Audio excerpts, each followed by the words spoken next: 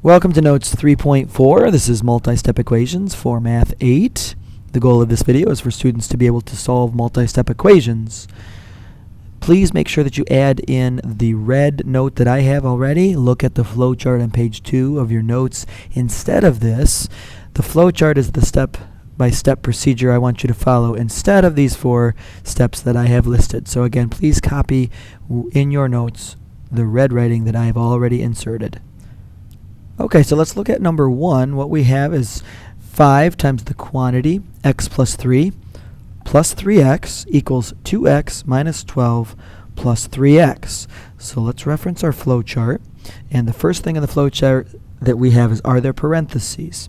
So if we look back at the note, the answer is yes. And so we know that we are supposed to distribute if there are parentheses. So let's distribute the 5 times the x. We'll get 5x. And distribute the 5 to the 3, and that would give us 5 times 3 or 15. Make sure you don't forget to distribute to the second term in the parentheses. That's a common error. Add the 3x, or bring that down, and bring down the 2x minus 12 and the plus 3x. Okay, let's go back to the flow chart. The next step says, can you combine like terms, exactly the same variables, on either side of the equation? The answer here is yes. And so we'll say combine the like terms. So let's do that. We have 5x on one side and 3x on that same side. Combine those two, you would get 8x. So we have 8x plus 15. Bring your equal sign down. Over here we have a 2x and a 3x. Combine those together, that would give us 5x, and bring down the minus 12. Next step in our flowchart says, are there variables on both sides of the equation? The answer here is yes, and so it says move them to one side of the equation using inverse operations. And if you refer back to the previous note, I said you could move either variable, the 8x or the 5x. But I did urge you to move the 5x. In this case, it's the smaller variable, so let's move that one. It's positive, so the inverse operation is subtraction or negative. And so we will subtract 5x from both sides. The 5x's, they will cancel out. Make sure you bring down the negative sign with the 12. Don't forget that. 8x minus 5x is 3x. Bring down your plus 15 or positive 15. The next step back on the flow chart says, is there a number or a constant that is not attached to the variable on the same side of the variable? And the answer is yes. Move that number to the other side of the equation using inverse operations, and that number was the 15. It is added, so we will use subtraction. That is the inverse operation of addition. What we have now is canceling of the 15s. Bring down the 3x. Negative 12 minus 15. If you are on a number line and you start at negative 12 and you subtract, it moves you to the left. How many places? 15 places. That would bring you to negative 27. And so negative 12 minus 15 is negative 27. And now the last step in the flow chart says, is there a number attached to the variable? The answer is yes. And we have step 1. If attached by multiplication, then divide. So let's go back here and undo the multiplication with division. So divide by the 3. The 3's will divide out and leave you with a 1x, or just x, equals negative divided by positive is a negative, and 27 divided by 3 is 9. And so our answer to question number 1, x equals negative 9. Okay, let's move on to question 2. Question 2 has fractions. Let's not freak out when we see the fractions. There's actually a fairly easy thing that we can do to answer this question. But what we're going to do first is we're going to reference back on our flowchart. The flowchart says to first ask yourself, are there parentheses? And yes, there are parentheses. And so let's distribute. So we are distributing or multiplying 1/2 times everything inside the parentheses. 1/2 times negative 4. If you think about that, what is 1/2 of 4? It's 2. 1/2 of negative 4 would be negative 2. 1/2 times 6x. Well, 1/2 times 6 is 3, and so that would be, in this case, 3x equals. Bring down the 1/3 x. Now we distribute 2/3 to both x and 9. 2/3 times x is positive 2/3 x. And 2/3 times 9, I'm going to work over here. What this will be is actually 2/3 times 9, or 9 over 1. Think back to when you learned how to multiply fractions. You multiply straight across. 2 times 9 is 18, and 3 times 1 is 3. 18 divided by 3 is 6, and so we have a plus 6 there. So now what we notice is we do have fractions here, and if you remember on the first day of our unit I had you add something in your flow chart, and we added, if there are fractions, get rid of them by getting a common denominator. If you did not add that in, please add that into your flow chart now. So looking back at the question, we had a denominator already of 3. So I'm thinking, since the denominator is already 3, it would make sense that I can make these other denominators 3 as well. So what I'm going to do is I'm going to rewrite this as negative 2 over 1 plus 3x over 1. And then I have my 1/3 x, my 2/3 x, and my plus 6 over 1. So now I have denominators that I can change. There are 1s, I can change them to 3s. How would I do that? Well, this first one is we're going to multiply it by 3. So times 3 times 3. What that gives us is a negative 6 over 3. Over here I'm going to multiply by 3.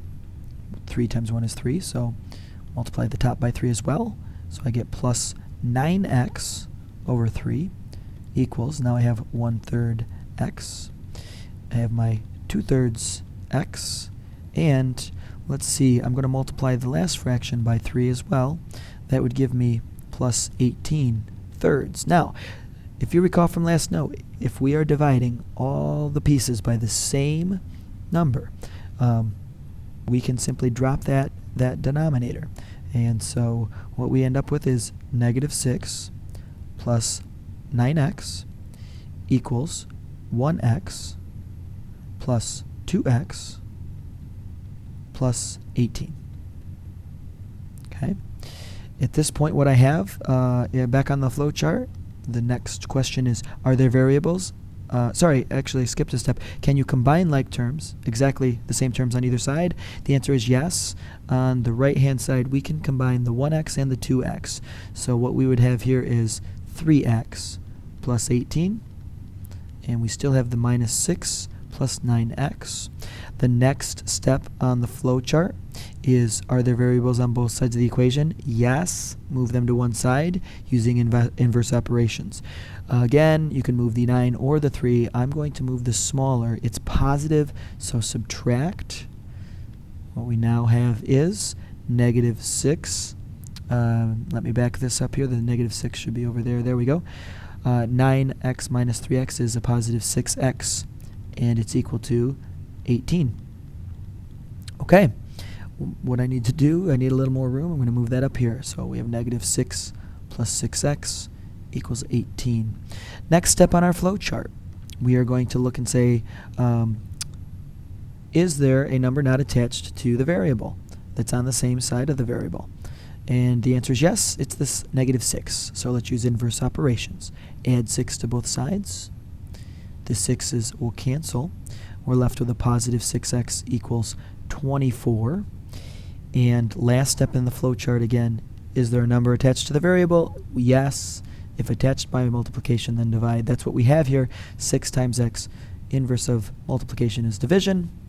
And the 6's will divide out, leaving us with 1x, or x equals 24 divided by 6 is 4.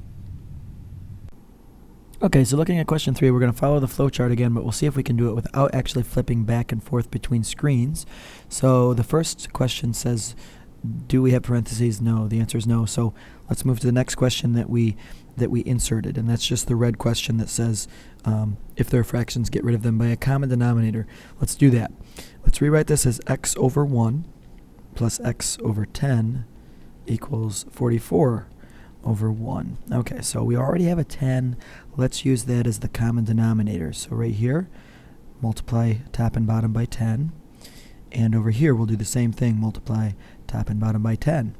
And so what we have down below is 10x over 10 plus, that is really 1x over 10, and 440 over 10. Okay, so what happens here is denominators will drop out. We're left with 10x plus 1x equals 440. Next step would be to figure out, can we combine like terms on either side? The answer is yes. We have 10 and 1 for 11x and 440. The next step would be to ask yourself, is there anything that is not attached to the variable? And the answer is no, so we can slide to the last step on the flow chart, which is there anything attached to the variable? And the answer is yes. It's the 11. It's multiplied, so we will use its inverse operation of division. And so the 11s, they divide and leave you with 1x equals 40.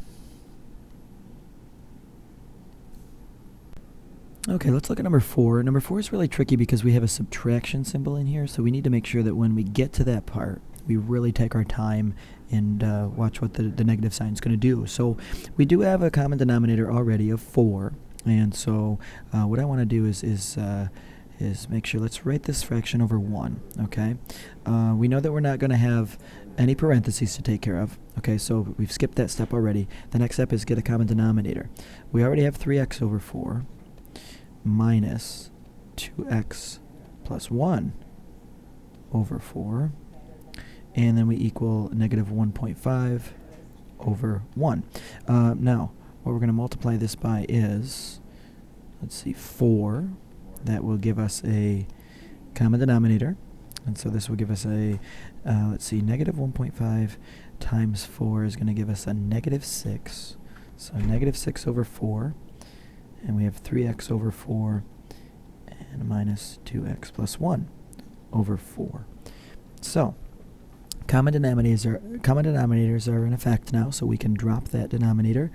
We have 3x minus, now be careful, it's actually, this is where we need to really focus on, it's actually this whole numerator that you are subtracting. So you're subtracting the 2x plus 1, not just the 2x. Okay, so the parentheses, they need to be included so that it shows that it's 2x plus 1. And then we have a negative 6. Now, right here in front of the parentheses, this is the key. This is why we needed to make sure we show the parentheses. We do have a negative 1 there. Okay, so we're going to treat that as negative 1 in a second after we bring down the 3x. We're going to distribute the negative 1 to 2x to give us negative 2x. And we're going to distribute the negative 1 to the 1. That's going to give us minus 1. Now we still have negative 6. Okay, so I'm going to bring this up here so I have more room. So all I'm going to do is rewrite the 3x minus 2x minus 1 equals negative 6.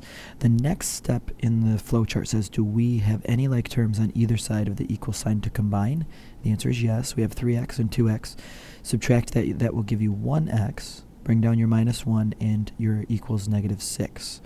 The second to last step in the flowchart says, is there anything that is not attached to the variable? And in this case, the answer is yes. It's the 1. Use addition to undo that subtraction. They cancel. Bring down your 1x, and negative 6 plus 1 is negative 5. So you can have 1x equals negative 5, or you can divide by the 1, and you would have x equals negative 5.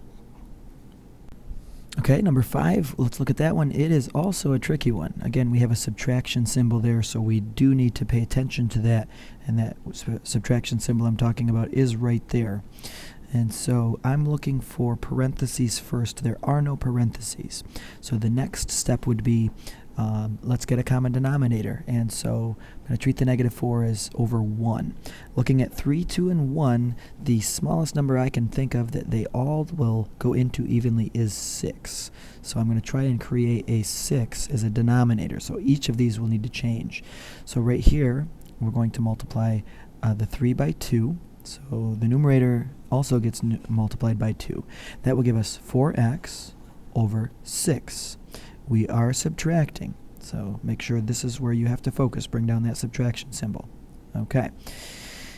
We're going to multiply the 2 in the denominator by 3. That will give us 6. So numerator also multiplied by the 3. However, be careful right here. This whole thing must get multiplied by the 3 because 2 plus x is actually the whole numerator. All right, so what I'm going to bring down here is 3 times the quantity 2 plus x, and that is all over 6. And now my last step here is the 1 gets multiplied by 6, so does the numerator then, and that will give us negative 4 times 6 is negative 24, and that will be divided by 6. Okay, as you can see, we have common denominators. Let's drop them, and now we have 4x minus, and it's everything left in the numerator, 3 times the quantity 2 plus x, and it's equals negative 24. Okay, so at this point we have to distribute. Okay, we didn't have parentheses before, but now we do, so let's make sure we take care of those. Bring the 4x down, and negative 3 times the 2 is negative 6, and negative 3 times, that's actually 1x, so that's negative 3x equals negative 24. Okay, the next step on our flowchart would be to ask ourselves, is there anything that we can combine, like terms? This side has 4x and negative 3x. Gives us 1x. Bring down the negative 6, and the equals negative 24. Second to last step on the flowchart. Is there anything that is not attached to the x on the same side as the x, and it is this minus 6? Undo it with inverse operations. Inverse of subtracting is adding. We are left with 1x equals negative 24 plus 6 is negative 18. And if you want, you can divide through by positive 1, and you would have a x equals negative 18 as your answer. There is actually no question 6 for this video, and so please make sure that you note any questions or problems in this note that you did not understand or that you found very, very confusing. We will take questions at the beginning of next class so that we can clear up any confusions before we get to our problem set. I hope you enjoyed this video. I will see you in class.